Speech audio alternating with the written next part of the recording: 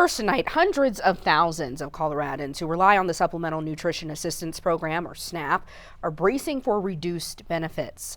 Thanks for joining us. For Denver 7 News at 5, I'm Micah Smith. And I'm Jessica Porter. For weeks, Denver 7 has been hearing from you about how the government shutdown is impacting our neighbors who count on SNAP to feed their families. Today, the U.S. Department of Agriculture announced it will tap into $5.2 billion in contingency funds. That will allow states to issue partial payments for November, but that money covers just over half of the roughly $9 billion needed to fully fund SNAP benefits. Officials say families could see partial payments by Wednesday. 2 federal judges ordered the Trump administration to step in to fund the program Friday. SNAP funding ran out over the weekend as the shutdown drags on and is now on track to make history. By this time tomorrow, it will become the longest shutdown ever, stretching to 35 days with no deal in sight. As federal funding falls short, Coloradans are stepping up to help each other, making sure their neighbors don't go hungry. In northern Colorado, a butcher and a baker are doing what they do best. They're using their crafts to help feed our community. Denver 7's Colette Bordelon introduces you to both of them and shares how they're working to fill the gap. I've actually been baking since I was very little. Bread and butter I love it. It's like my happy place. go together like baking and Eileen Snyder. She runs a bakery, Hearth and Harvest, out of her kitchen in Wellington. I decided, let's see what happens, and I got my cottage license.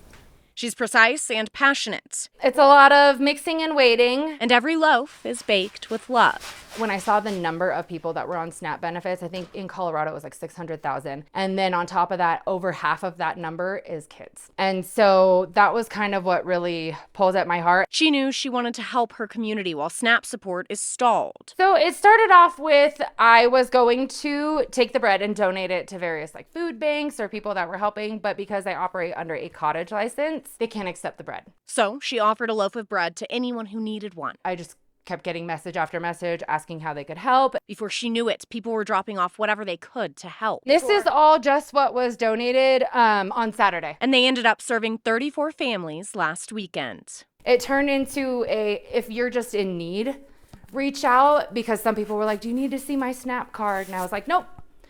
I'll let God and karma sort that out if you're taking advantage. Just a bit south in Fort Collins. I saw a way to help. Friendly Nick's Butcher lives up to its name. I got 2,400 pounds of meat in today. We're going to be gone, sell out of that in like 2 days. Nick Chase is giving free meat to SNAP recipients and federal workers living without a paycheck. His community is supporting those efforts through an online fundraiser. Whatever the reasons, whatever your stances are behind it, it's happening to people who it shouldn't be happening to, who did it through no fault of their own. He'll be doing this as long as he can, no matter what happens on the federal level. So I want them to have an opportunity to catch up and get their lives back to normal. A sentiment seen in the butcher and the baker. And you're doing it again this week.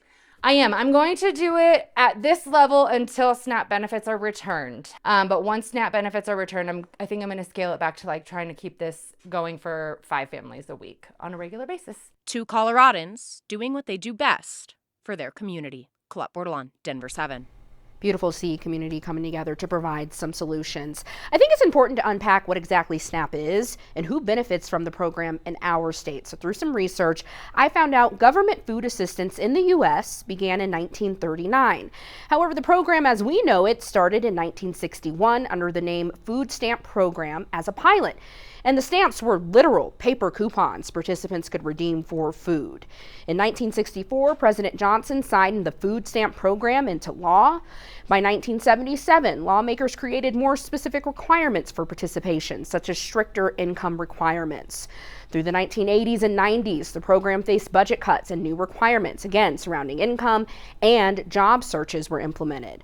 Around the same time, the program introduced the EBT system, or electronic benefits, allowing participants to use an electronic card instead of physical stamps.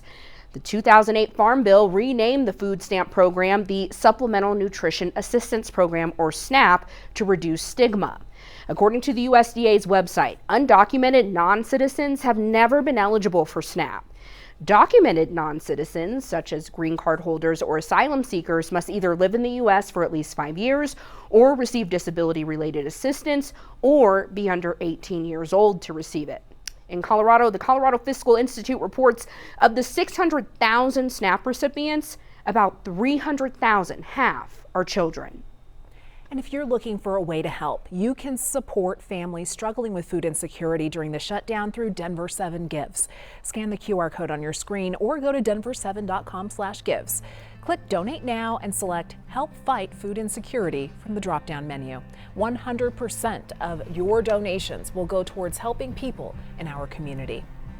Your donations are already making a real impact. Together, we've raised $11,000 for our neighbors in need.